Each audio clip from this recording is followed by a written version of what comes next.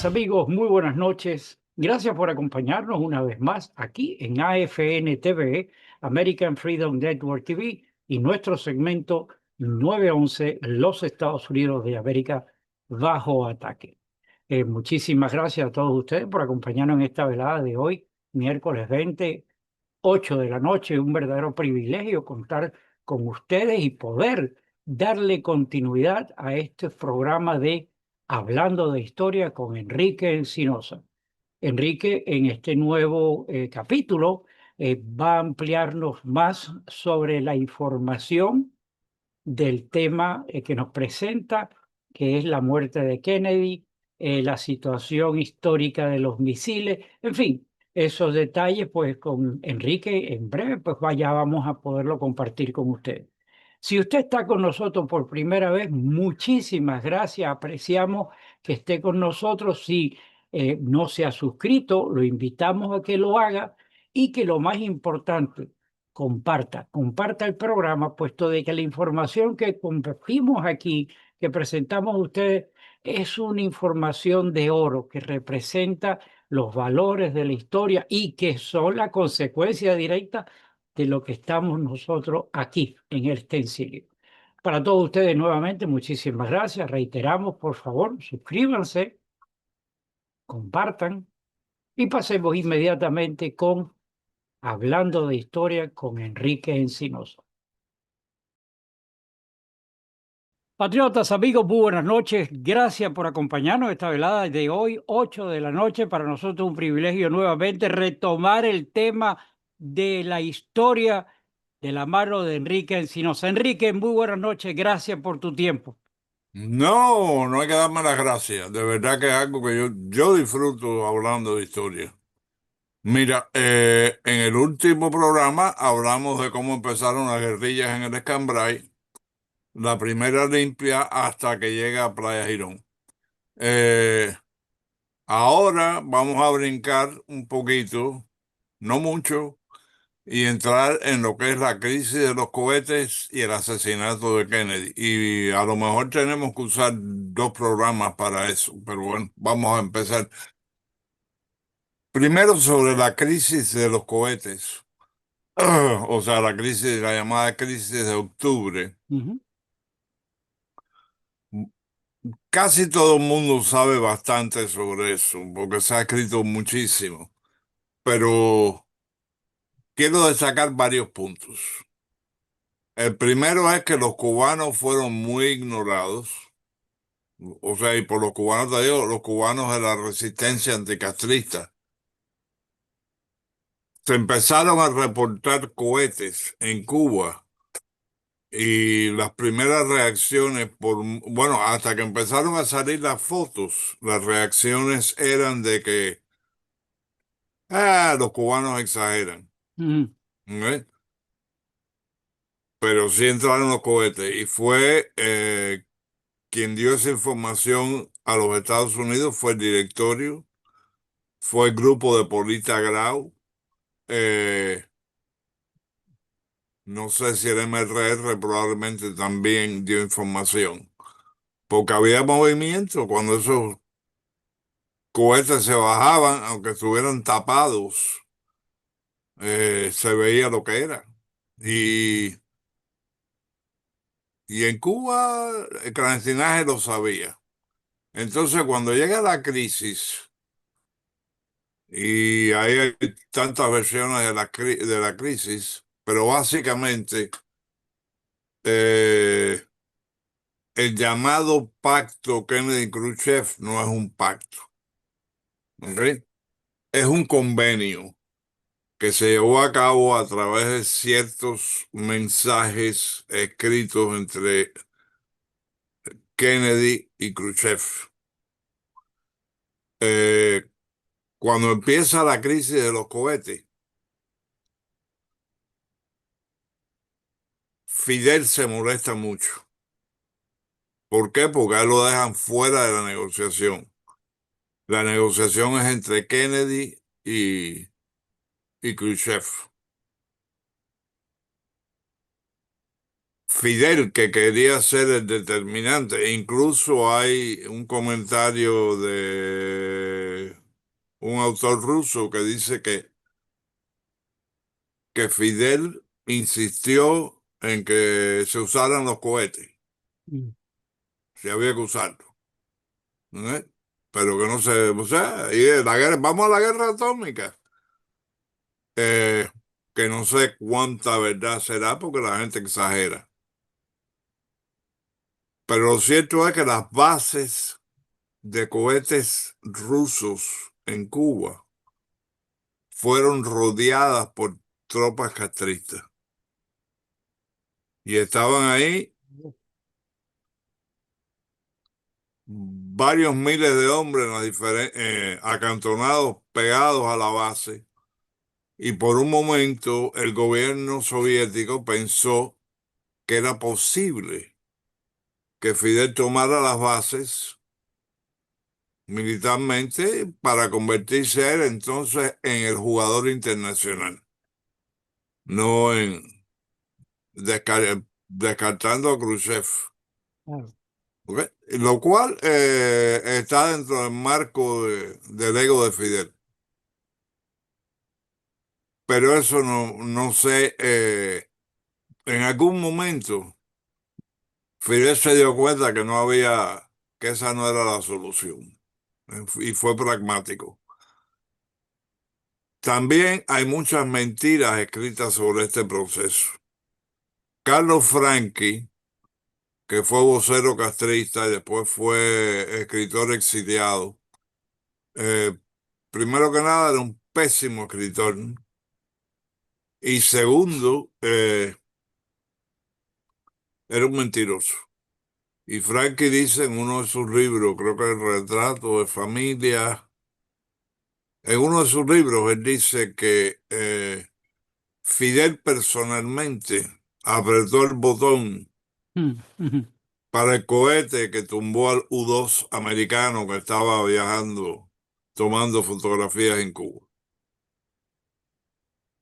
Si los rusos no, los soviéticos no dejaban a nadie entrar en sus bases que no fuera uno de ellos. No eran ni siquiera tropas militares soviéticas, eran las tropas especiales de la KGB.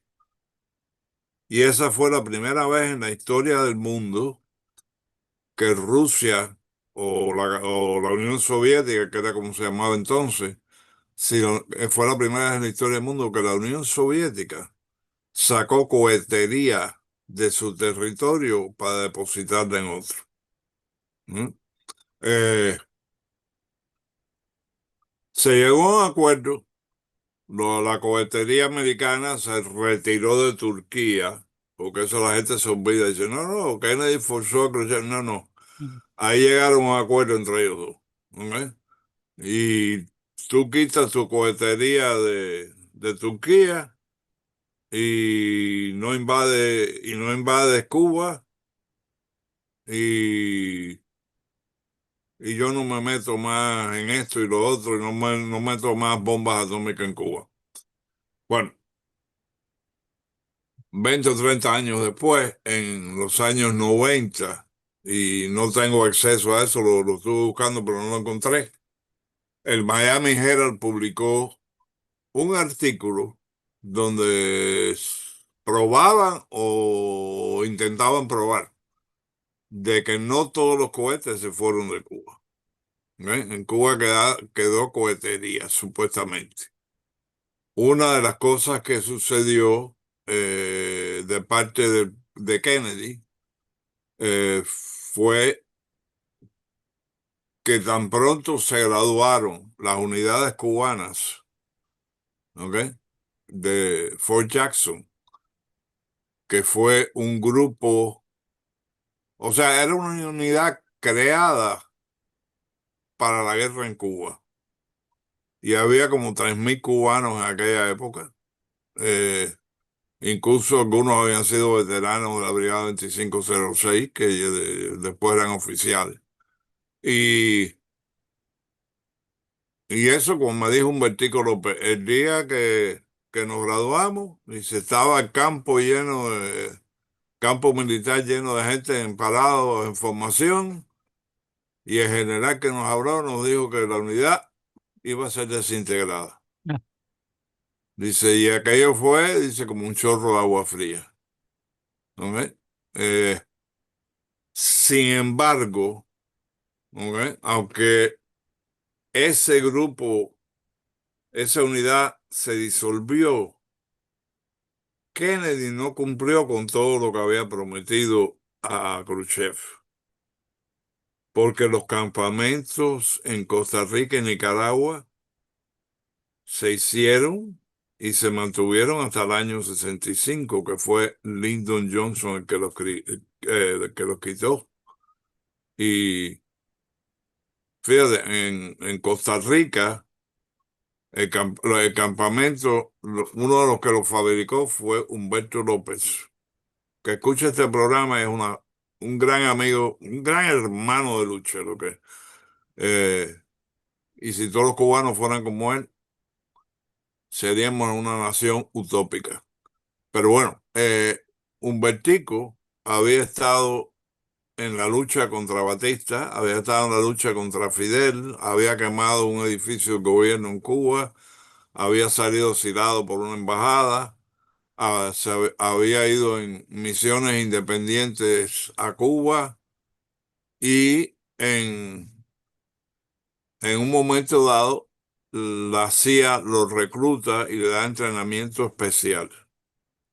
Y le dicen, vas a hacer un campamento en Costa Rica, tú con estos cuatro, cinco, seis. Era un pequeño grupo, nada más que eran seis o siete, no me acuerdo el número exacto ahora. Y dice Humberto, cuando nos llevaron a donde se iba a hacer, era una selva. mm, Era monte y mata y marabú y maleza. Dice, y ahí hicimos, dice, empezamos con bulldozer. Y se metimos la bulldozer por ahí para adentro y fuimos 26 o 20 y pico de millas. Creo que eran como 22 o 23 millas. 23 millas que hicieron una entrada, que era una carretera de tierra. Dice, entonces, cada 3 millas hacíamos un campamento que consistía en un par de bohíos burdos, o dos o tres bohíos burdos, eh, para mantener 6 o 7 personas. Dije, seis que eran los que iban a entrenarse y dos o tres que eran los que los iban a entrenar. Y entonces cada 3 millas hacían uno de estos. Y se metieron varios meses. Un tipo me dijo, yo nunca he trabajado tan duro en mi vida. mm.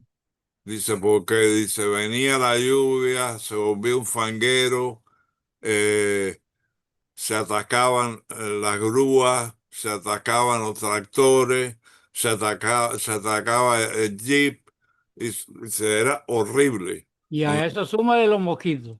No, no, sí, los mosquitos eran tamaño de avioneta, Aviones ¿ok? lo que Y había. entonces, eh, pero se mantuvieron esos campamentos después, y en otro programa narraré algunas de las operaciones que Humbertico y esta gente llevaron a cabo, pero se mantuvieron. Kennedy todavía quería hacer algo con Cuba, ¿ok? Y por eso las mantuvo, ¿ok? Porque estás hablando de eh, 50 hombres en un campamento y 50 más en el otro, y ahí había que darles comida, avituallamiento y armas y entrenamiento y medicina y todo lo que Claro. necesitaba. Y las operaciones de la CIA continuaron hacia Cuba. No tanto ya como cuestiones de operaciones comando, muchas eran de operaciones de inteligencia, pero siguieron infiltrando gente en Cuba después de la muerte de Kennedy. Así que, y vamos a terminar ahí con la muerte de Kennedy. ¿Cuánto tiempo nos queda? ¿Nos queda suficiente? Tenemos suficiente. Ok. Si no termino esto hoy, lo terminaré en el próximo programa. Perfecto.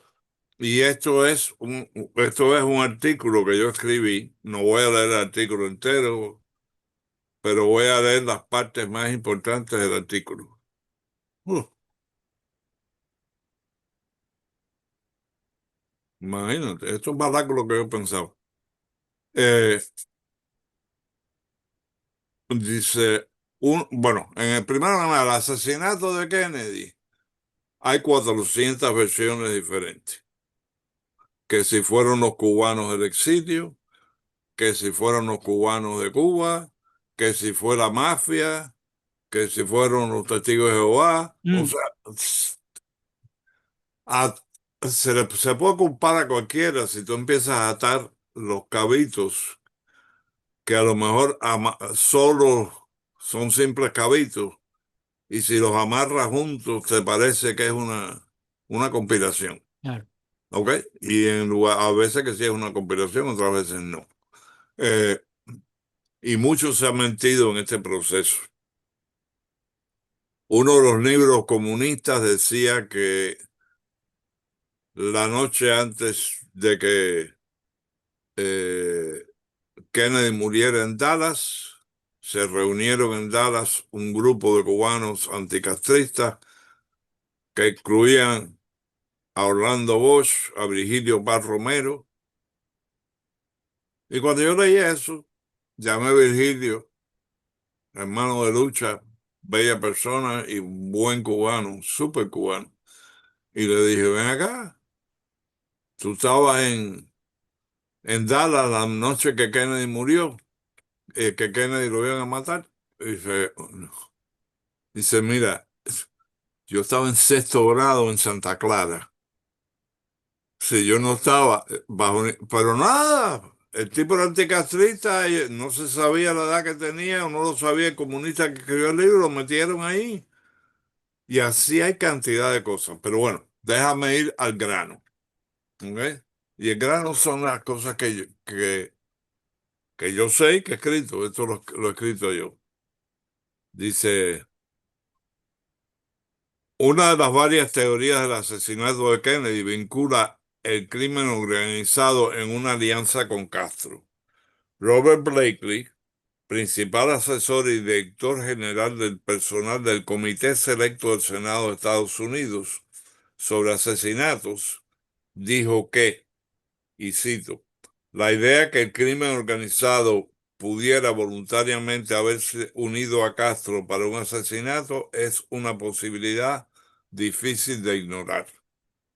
Era ventajoso para la mafia eliminar a Kennedy, pues bajo la administración, Robert Kennedy como procurador general había puesto en la mirilla la delincuencia organizada con extraordinario fervor, claro.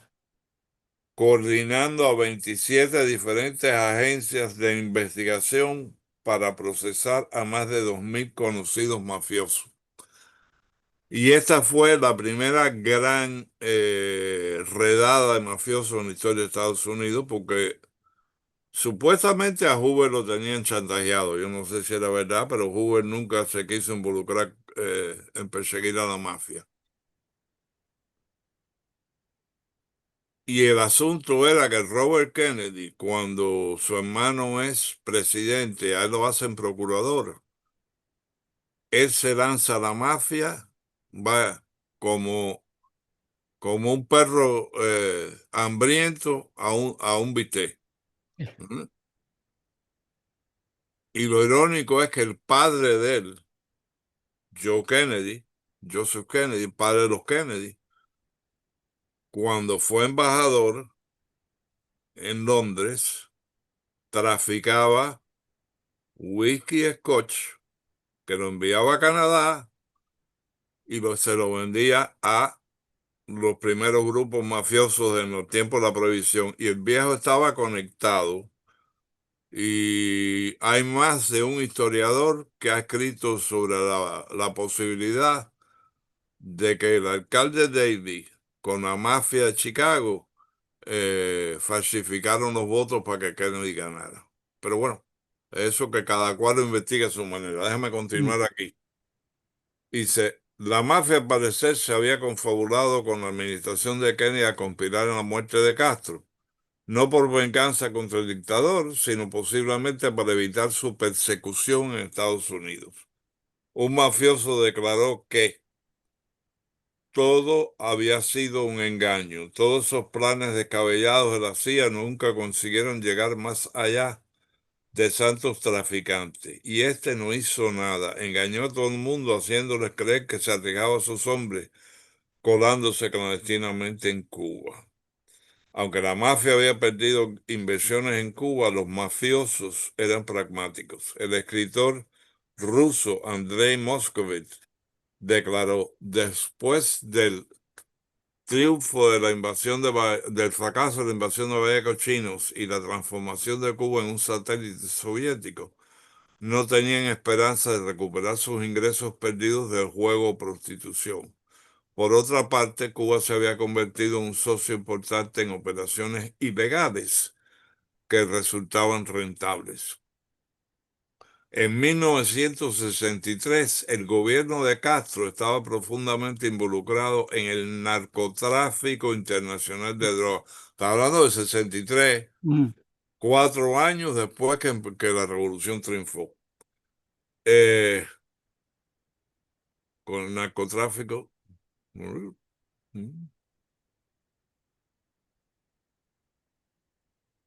Ok. Lo afirmó George Gaffney, asistente de la Comisión de la Oficina de Asuntos de Narcóticos del gobierno de Estados Unidos. Es probable que la mafia había defraudado a la administración de Kennedy al convertirse en socios con Castro en el tráfico de drogas que le resultaba muy rentable. Los capítulos de una novela de misterio parecen conectarse en relación con el posible asesinato de Kennedy por Castro. En un evento que implicaba a un ex oficial del ejército rebelde, el comandante Rolando Cubelas, que había sido uno de los jefes del directorio en el Cambrai, y se había plegado bien al régimen, pero la CIA lo contactó y le dio el nombre código Am Lash. Cubera había sido una figura de alto rango en el régimen. Como estudiante en la Universidad de La Habana, había estado implicado en la política anticristiana. En octubre de 1956, Cubera mató al coronel Blanco Rico en el club nocturno Montmartre en La Habana. Yo conocí bien a Ricardo Bianchi, el tío de José Antonio Echeverría, y me dijo que cuando mataron, Cubera fue a esconderse en su casa. O sea que Cubera llegó como si nada. Le dijo, ¿me puedo quedar a dormir aquí? Sí, como no. Y se acostó en un sofá. Y se por la mañana en el desayuno me dijo, yo maté a Blanco Rico. ¿Eh? Así que, pero Cubera entonces supuestamente estaba dispuesto a matar a Fidel. Y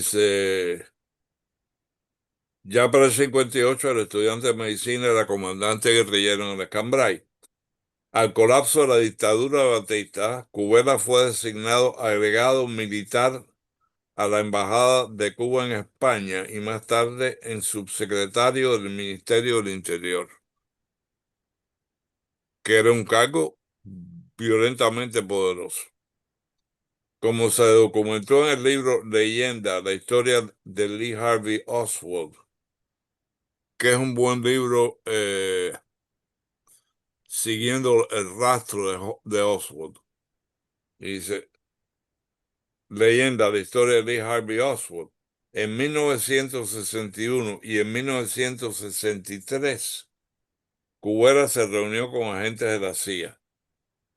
En ese mismo día que Cubera conoció a un agente de la CIA en Sao Paulo, Brasil, quien propuso una operación interna para eliminar a Castro. En ese mismo día, casualidad, el dictador cubano visitó la embajada de Brasil en La Habana.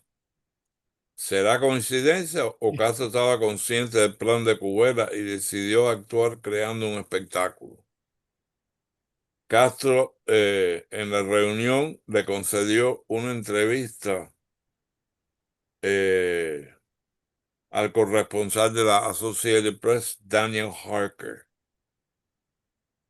En la declaración en la entrevista, este es el mismo momento que Cubera se está reuniendo en Sao Paulo con un agente de la CIA. En una sorprendente declaración, Castro dijo a Harker, si Estados Unidos está constantemente tratando de eliminarlo y que el gobierno cubano está dispuesto a responder con reciprocidad y que los americanos mismos no estarían a salvo. La coincidencia, bueno, a lo mejor sí, a lo mejor no. Pero Cubera pidió un rifle con mirilla telescópica y pidió una pluma que disparara veneno. Y planificó encontrarse con su contacto de la CIA en París en la tarde del 22 de noviembre de 1963.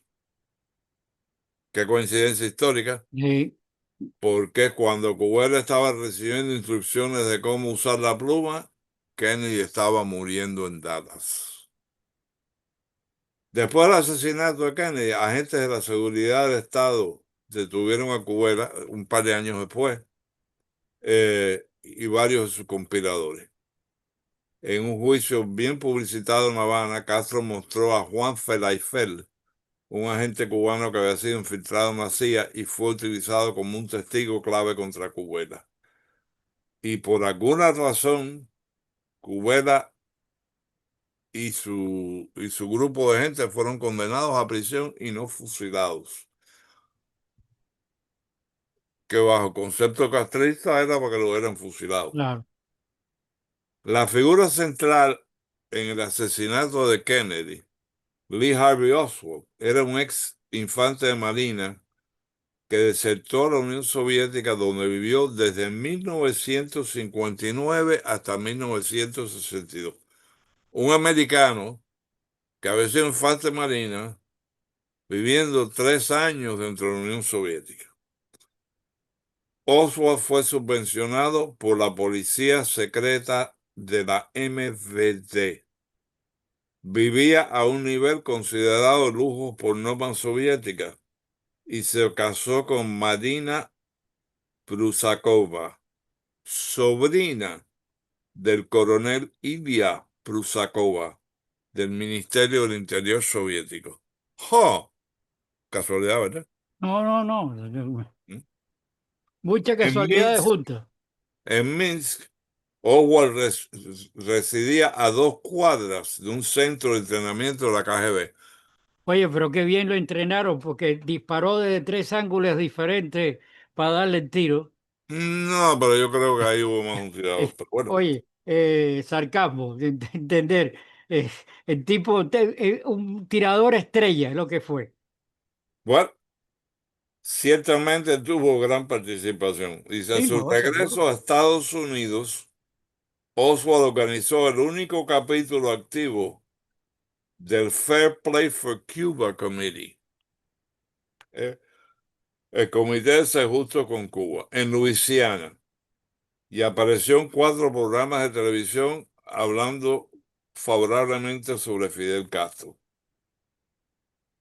La cosa continuó. Dice, Oswald tuvo reuniones con Eusebio Ascue, o Ascue, cónsul cubano en México y fue visto en un hotel en compañía de varios cubanos no identificados. O también se reunió con 3 oficiales de inteligencia cubana llamados Manuel Vega Pérez, Rogelio Rodríguez y Luisa Calderón.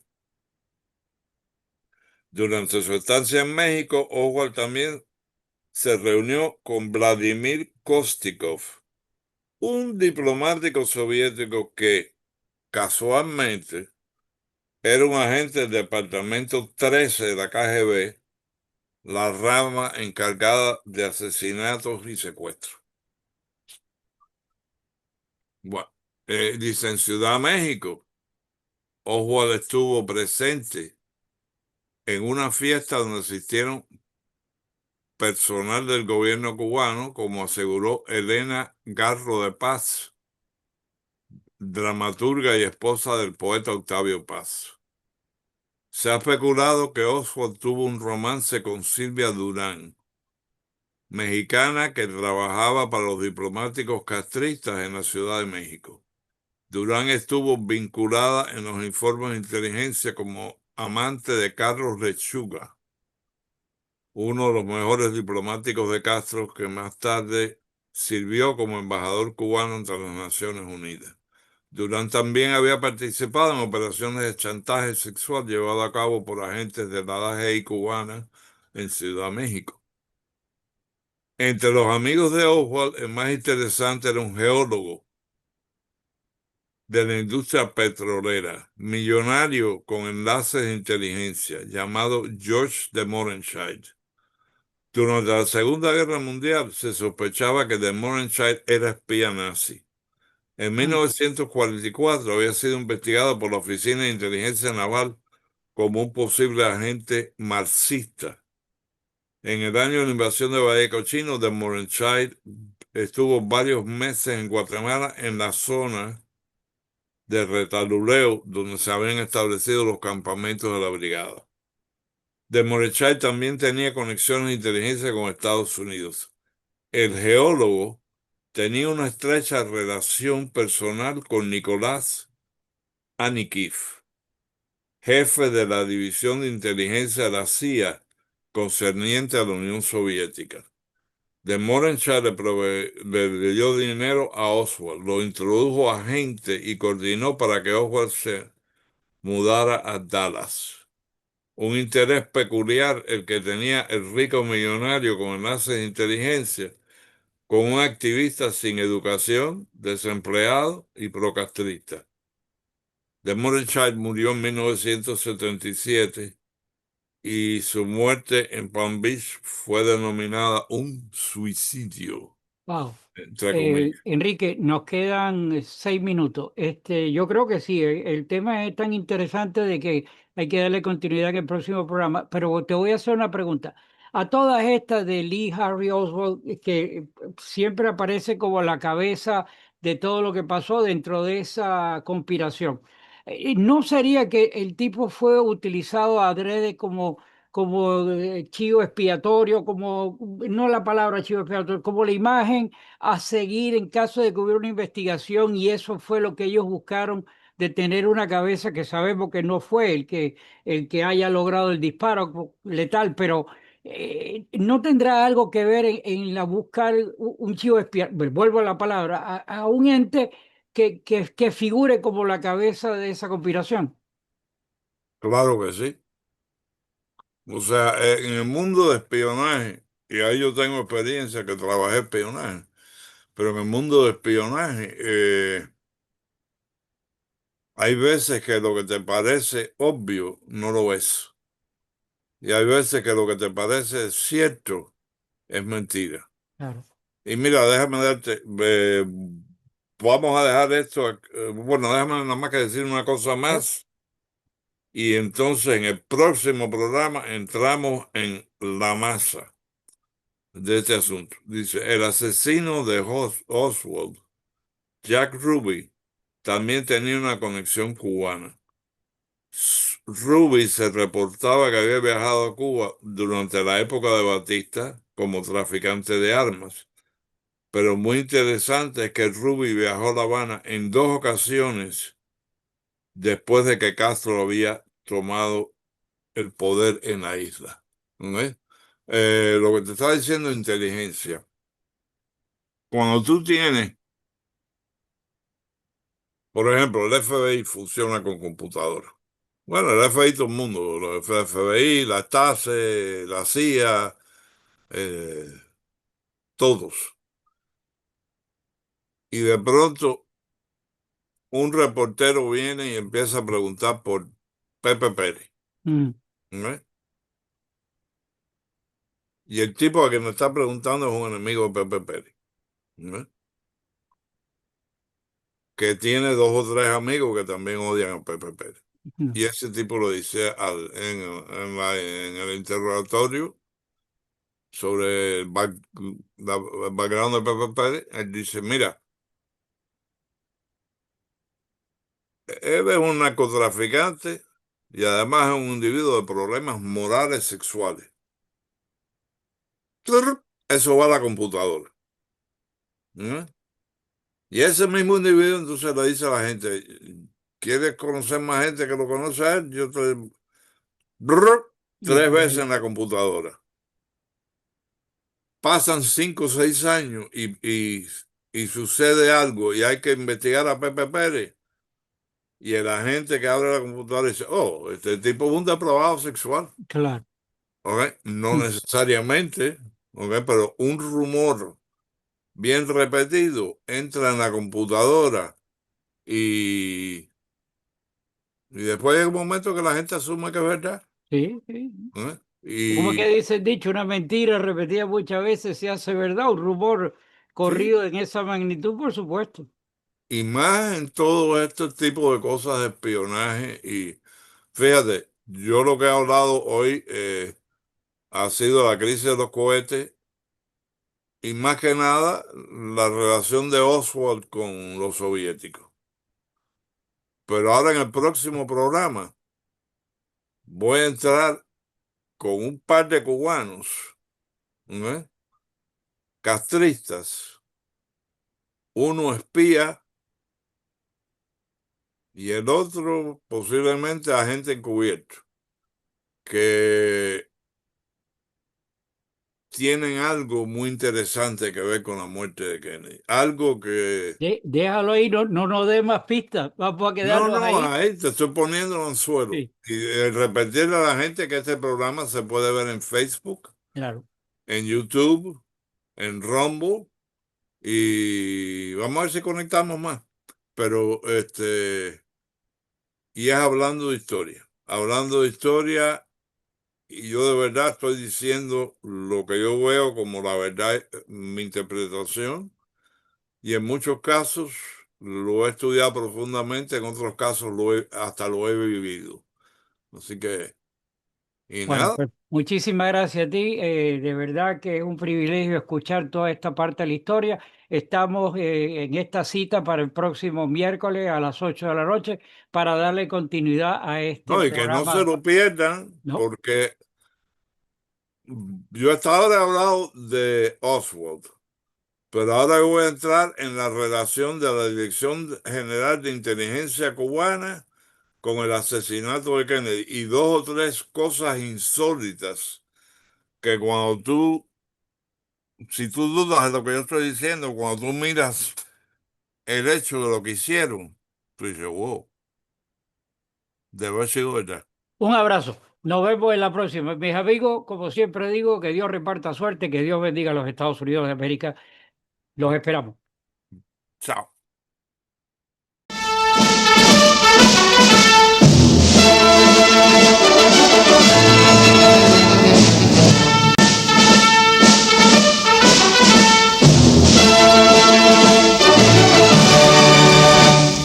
Combate, corred, hay a veces que la patria os contempla orgullosa, oye más una muerte gloriosa que morir por la patria es vivir. En cadenas vives vivir, en afrenta y oprobio subir, el clarín que escucha el sonido a las almas valientes mover. I pledge allegiance to the flag of the United States of America and to the republic for which it stands, one nation, under God, indivisible, with liberty and justice for all.